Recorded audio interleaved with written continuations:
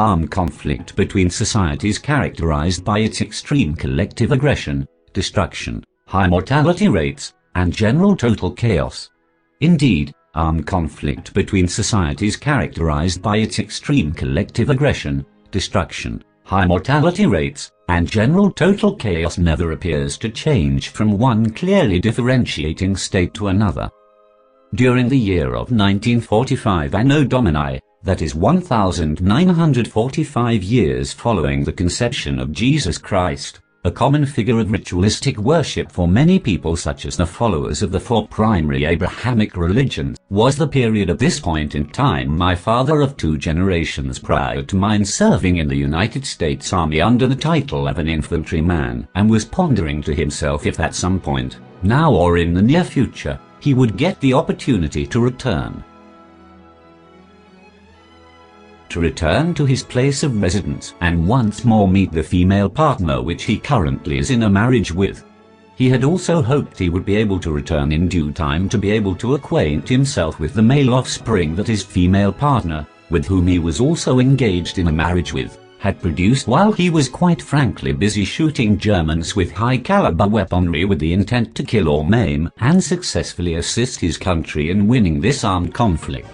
Indeed, as a matter of fact, his request to reunite with his relatives in due time was granted when the United States Army, of which this man was a part of and was actively fighting for, proceeded to drop a 6.2-kilogram plutonium-filled atomic bomb nicknamed the Fat Man, which had dropped in a short interval after the primary nuclear weapon with a filling weight of 64 kilograms of uranium-235, which quite ironically had the given name of Little Boy, in sharp contrast with the name of the latter bomb.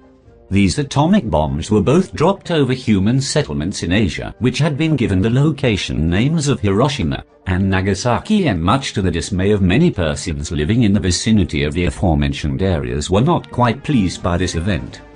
After some time had passed from these catastrophic events resulting in heavy civilian casualties and large amounts of destruction at the point of impact, and the surrounding forestry and ancient Japanese settlements composed of wooden thin sheets of paper, while lacking the insulation to sustain heat during colder periods of the year, many other persons in other locations over the globe were waiting for an event on such a scale that could be compared to the sight of a gathering of many large armies for climactic armed combat, presumably occurring during the events of, or possibly via the results of such a devastating long-spreading combat scenario causing, the end times.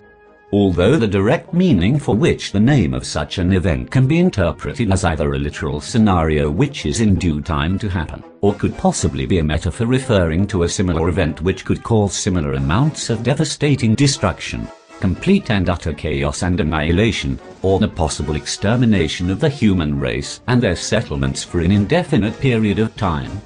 rather than the aforementioned catastrophic event unfolding before the eyes of many cautious and frightened people idly waiting for such to happen. In a sense of blissful irony, the polar opposite had occurred, which resulted much in the benefit of all participants rather than a select few individuals who would much rather see the world and all of its inhabitants annihilated swiftly with little or no resistance to be offered. Humanity had, much to everyone's disbelief, instead harnessed the incredibly destructive power caused by the release of energy during nuclear fission caused by a nucleus desiring to bind with another nucleus, thus causing its immediate excitation, which releases a tremendous amount of energy and usually causes nearby additional nuclei to imitate this behavior, thus causing a chain reaction of events strong enough to generate a significant amount of energy. As a direct result of this innovation within the field of nuclear energy, a large quantity of middle to upper middle class citizens were able to savor the benefits of inventions which immediately followed the discovery and harnessing of the potential of this nigh infinite source of power.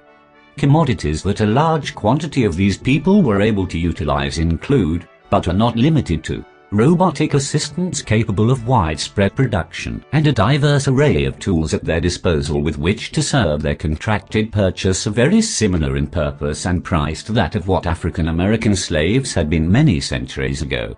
automobiles capable of self-contained nuclear fission, thus allowing it to move from location A in time and space to location B in a swift manner much faster than that of a regular human at even a running pace, and with a significantly lower energy consumption and cost than previous models of automobiles which had required gasoline or diesel fuel, which had been found to be a directly inferior alternative. Portable computation devices acting in such a way as to be a general assistant and calculating machine which can be assigned to do a variety of non-physical tasks such as mathematics, global positioning calculation, management of time and date with no lapse in memory or failure in accuracy, and the ability to observe vital sign levels at the mere flick of one or more plastic buttons which the interface is navigated with. However, in a period of time between 2000 and 2099 Anno Domini, many of the citizens in the highly technologically advanced country located between Canada and Mexico had awoken from their collective dream of which they had grown acquainted with and thus reached a period of enlightenment causing much uproar.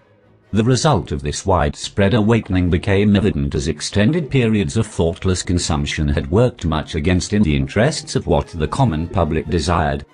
The immediate effects thereof being a significantly skewed demand-to-supply ratio of items which were deemed essential to the continued existence and comfort of many of the citizens of this fine community and the base of civilization of which they sit upon. Unfortunate for citizens of other equally fine communities in locations such as above, below, and across the northern Atlantic Ocean, the situation was of a similar status in these locations as well. The revelation of such a crisis caused much stress within the residents of each respective nation and community, and large quantities of unrest caused the world to directly expose itself outwards from the axis of its own center of gravity. The ideal of a status quo of global peace and an immediate lack of armed combat down to an acceptable level had soon become an idea for which there were no persons who had interest in keeping such a scenario afloat for much longer than a few minutes at a time, assuming intervention of such armed combat was even possible, thus meaning the likelihood of armed combat between one or more nations had become an uncontrollable statistic,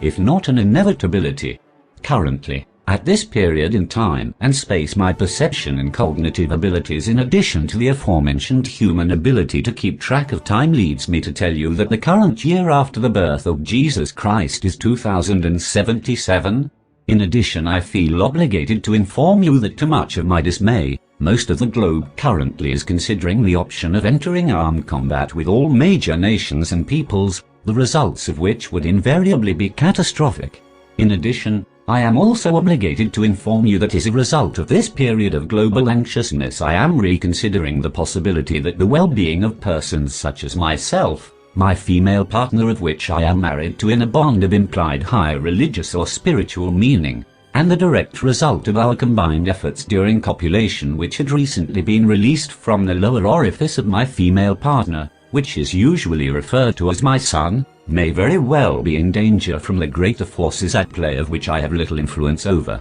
I feel the reason I am contemplating the well-being of these persons is justified, as my prior experience serving as a member in the United States Army has helped me reach an elevated sense of enlightenment as a direct result of my experience in fisticuffs, from which I concluded